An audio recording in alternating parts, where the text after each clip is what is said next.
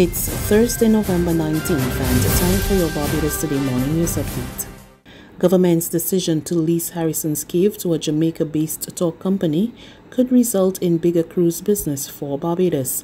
Minister of Tourism and International Transport Senator Lisa Cummings believes Chukka Caribbean Adventures' strong relationship with international cruise liners may see more ships coming to the island.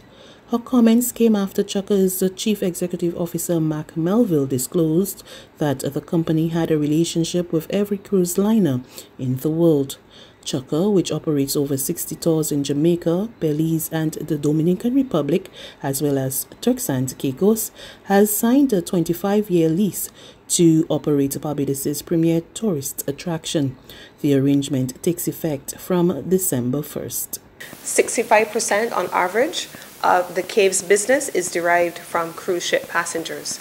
And the extensive linkages and relationships between Chukka Caribbean and the cruise industry, we saw the relationship with Carnival Cruise Lines and all of its brands, but all across the region, Chukka has extensive relationships with the cruise lines and with the cruise partners. And as all of you know, the cruise industry is heavily vertically integrated, and relationships with all of the distribution channels associated with the cruise industries and with the cruise lines that sail to Barbados when the industry resumes will be critical to ensuring that not only are we able to get business from the cruise lines, but we're able to expand that business in addition to our long stay guests and our domestic tourism, who will be looking to see not just the cave that they've seen historically for how many ever years before, but the new attractions that will be poured into Harrison's Cave over time.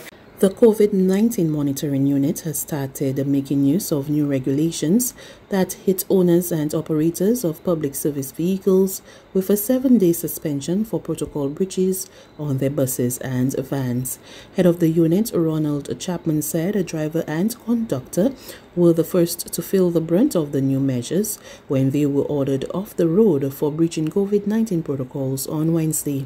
The new measures are contained in an amendment to the Emergency Management COVID-19 Protocol Directive 2020, which took effect on Monday.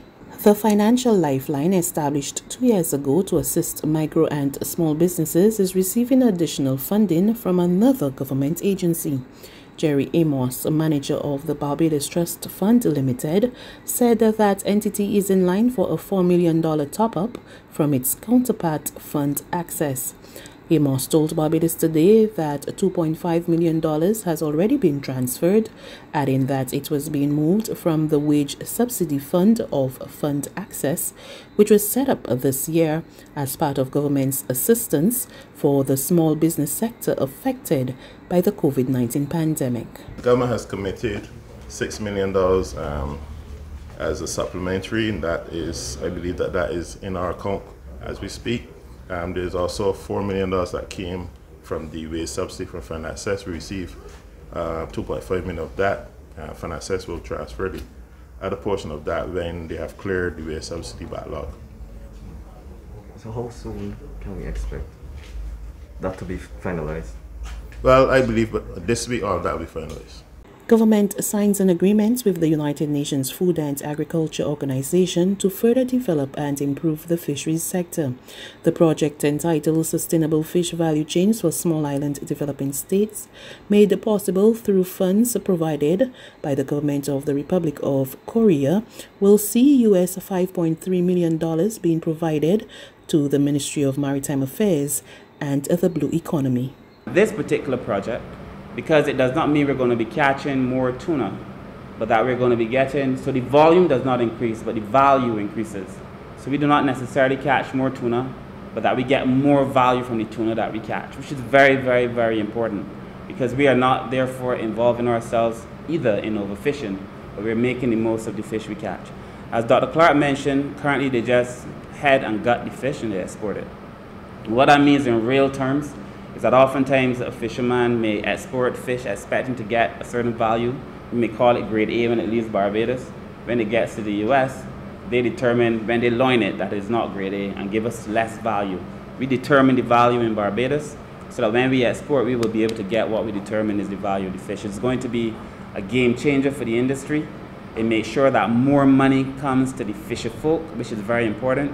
We will modernize in the Bridgetown market. We're going to have to create some structures to be able to do it, but to modernize the way we record the fish, the way we catch the fish, the way we export the fish, so that it changes completely the way we're currently doing things.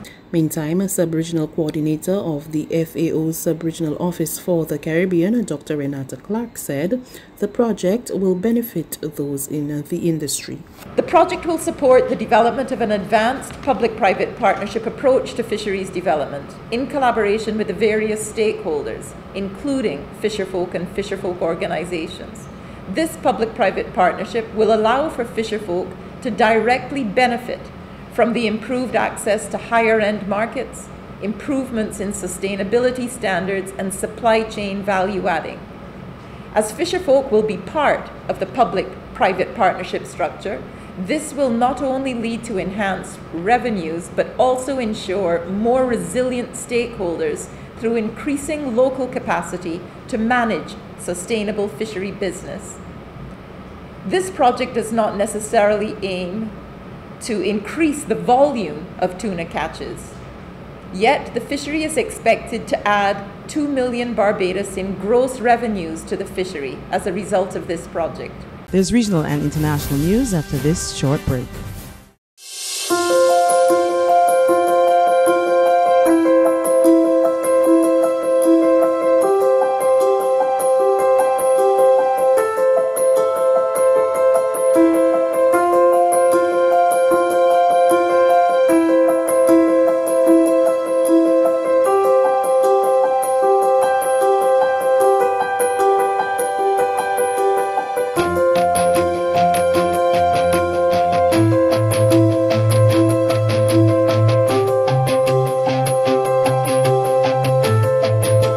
Barbados Today, news you can trust.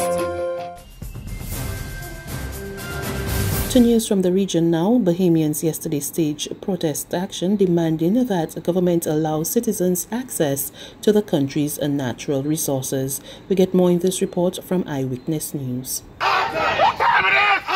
We want them out now! Ingram! Menace! Listen, y'all, get out this house! More than 100 protesters marched around Parliament and gathered in Rawson Square today, demanding the government change the way the country's natural resources are being handled. It's the group's second march to Parliament in less than a month.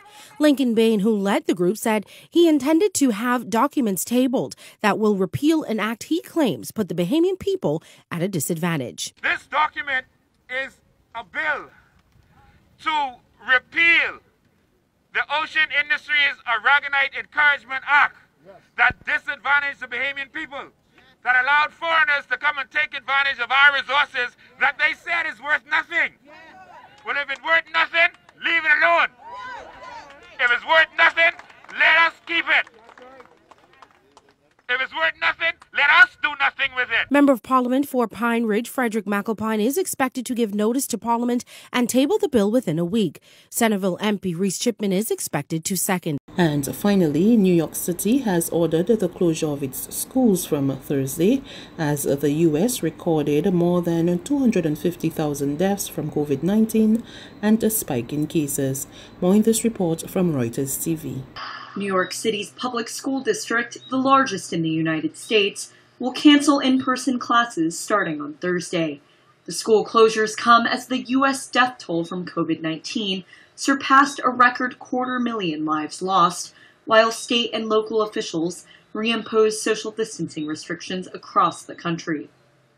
New York City's 1.1 million public school students have followed a staggered part-time system of classroom instruction and online learning since September. But Mayor Bill de Blasio announced Wednesday they would revert to distance learning after the city's virus infection rate hit 3%. And I want to emphasize to parents, to educators, to staff, to kids, that we intend to come back and come back as quickly as possible. New York City, once the U.S. epicenter of the pandemic, has seen a late autumn resurgence of the virus after a summertime lull.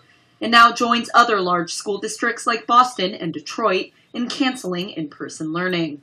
41 states have reported record increases in daily COVID-19 cases this month.